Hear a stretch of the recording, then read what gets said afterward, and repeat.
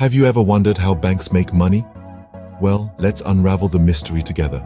Banks, in their simplest form, are institutions that safeguard our money, but their function extends far beyond just being a vault for our hard-earned cash. Banks are like huge financial powerhouses, always buzzing with activity. They're not just holding on to your money, they're actively using it. That's right. Every dollar you deposit is put to work almost instantly. Think about it like this. Banks are the ultimate middlemen. They take the money from those who have it, like you and me, and lend it to those who need it. And the best part? They charge for it. They earn interest on the loans they give out, and that's their primary source of income. So, banks aren't just storing your money in a giant vault. They're putting your money to work, and that's how they make their money. So how exactly do banks turn your deposited money into more money?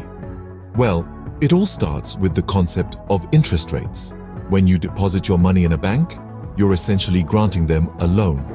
The bank then takes this money and loans it out to other customers or businesses. Now, these aren't free loans. They come with a price tag known as interest. This interest is essentially the cost of borrowing money. If you've ever taken out a loan or used a credit card, you've likely paid interest. It's this interest that becomes a significant source of revenue for the banks. So, in a nutshell, when you deposit your money in a bank, it doesn't just sit there, it's put to work. The bank loans it out, and in return, it receives interest. In essence, when you deposit money, you're lending to the bank, and when you borrow, you're the one paying the interest. Interest isn't the only way banks make money. Ever notice those fees on your bank statement? Those are another key way banks generate revenue. Let's start with maintenance fees. Banks often charge a monthly fee for maintaining your account. The same applies to ATM fees, which apply when you use an ATM that isn't part of your bank's network. These small charges can accumulate over time, contributing significantly to a bank's income. Then there are overdraft fees, which kick in when you spend more than you have in your account. This can be a hefty fee, and it's a significant revenue stream for banks. But it's not just these fees. Banks also earn through commissions. When they sell insurance products, investment products, or even when they facilitate certain transactions, they often earn a commission. In essence, all of these fees and commissions, though they may seem small to us, can add up to a significant chunk of a bank's revenue. Banks aren't just about loans and fees, they also play the investment game. Now, you might be wondering, how exactly do they do that? Well, banks invest in a variety of securities, such as bonds and stocks, among other financial instruments. It's essentially like playing a game of chess, where the institutions are constantly strategizing and making calculated moves to maximize their returns.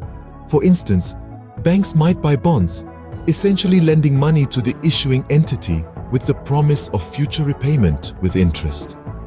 Stocks, on the other hand, involve buying shares of a company, becoming partial owners, and potentially reaping the benefits of the company's success. These investments are not without risks, but they can lead to significant returns, substantially contributing to a bank's profits. It's a complex and fascinating world of financial juggling where a smart move can mean a big win. Just like you might invest in stocks or bonds, banks do the same, but on a much larger scale. So, banks make money in quite a few ways, but how do they keep it all balanced? It's like a delicate dance, really. Banks need to maintain a keen balance between the different income streams. Too much reliance on one might lead to increased risk. For instance, if a bank invests too heavily in securities and the market crashes, it could spell disaster. Regulatory bodies play a crucial role here.